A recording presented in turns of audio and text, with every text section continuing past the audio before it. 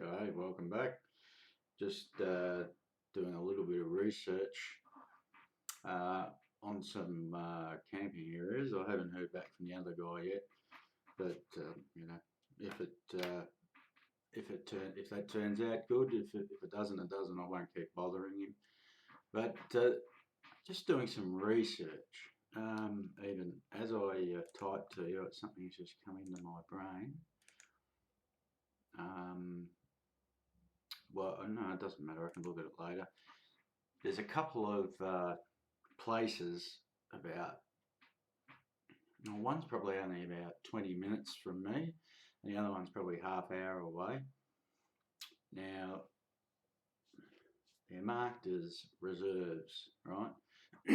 And using Dr. Google, and I can't find any information that says you can't camp in there, Now, these places aren't too popular, they're not your run-of-the-mill sort of,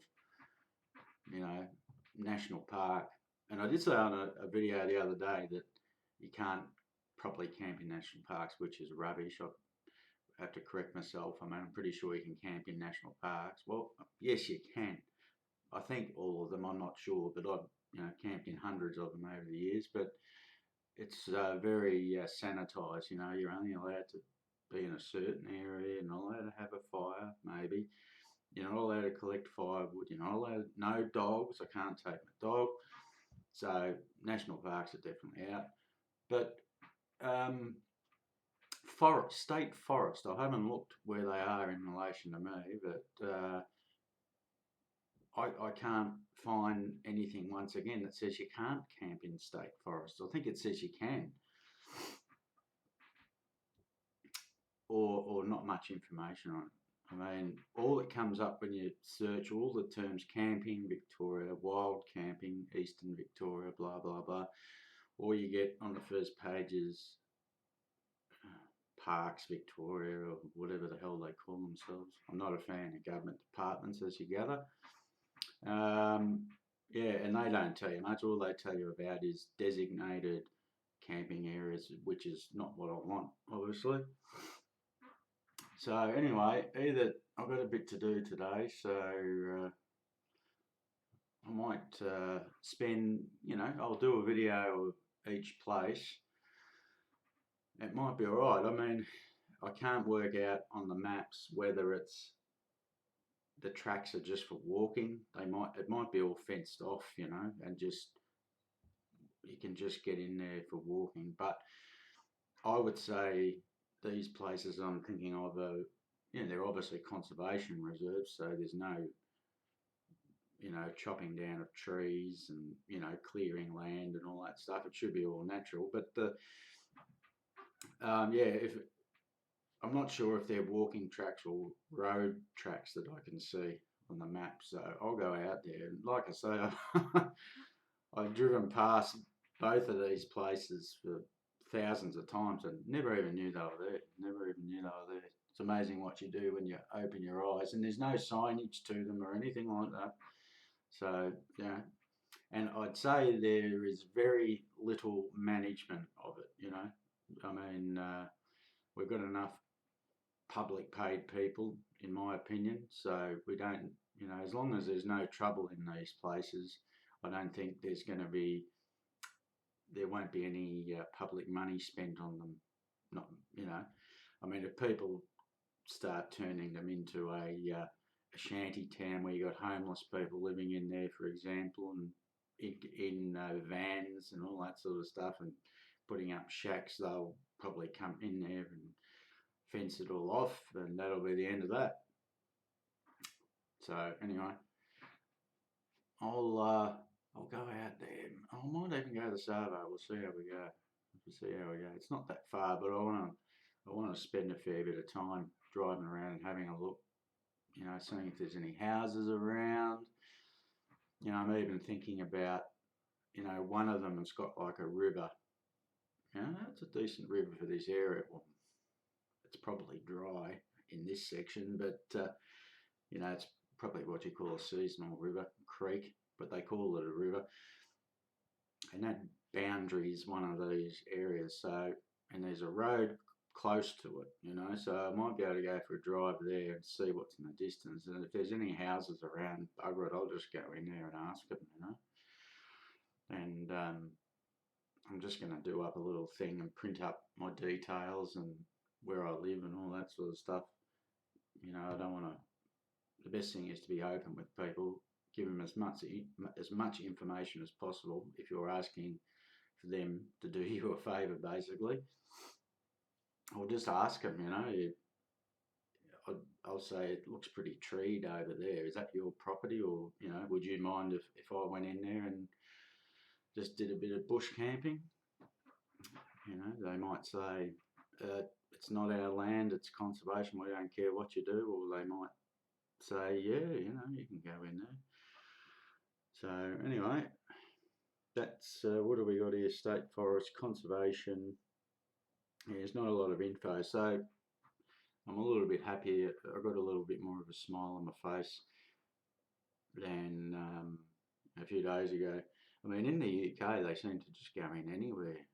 You know, I'm not. They never say whether they're allowed to camp there or not, but they go in there and set up camp and you know have a fire going and all that. And there never seems to be much trouble. So I don't know whether they're just doing it under stealth.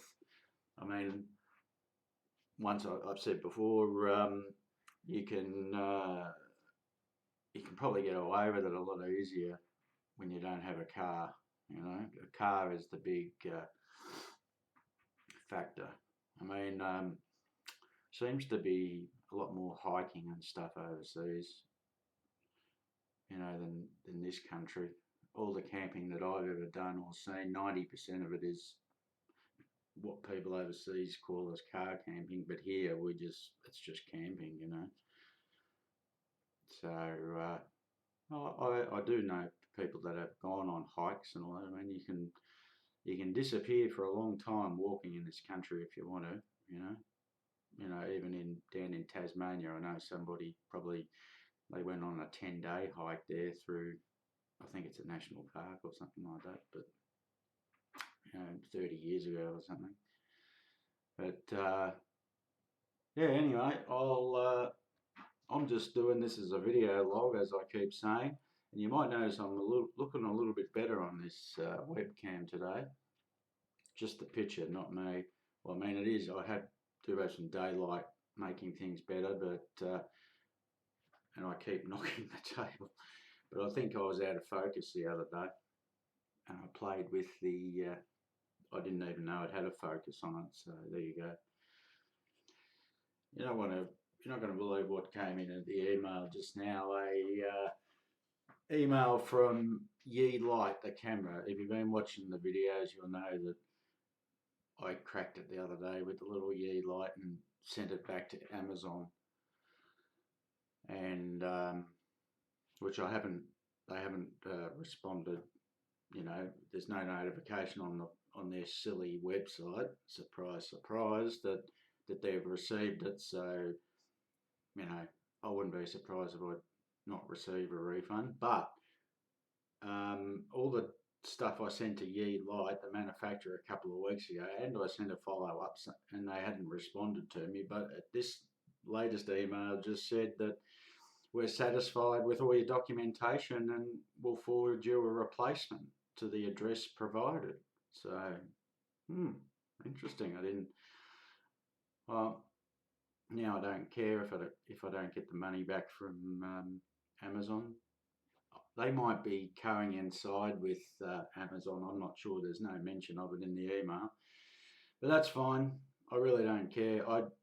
It's not about the money. It's about having a working camera. That's what it's about. Audio in the car and the other mishaps that I mentioned the other day.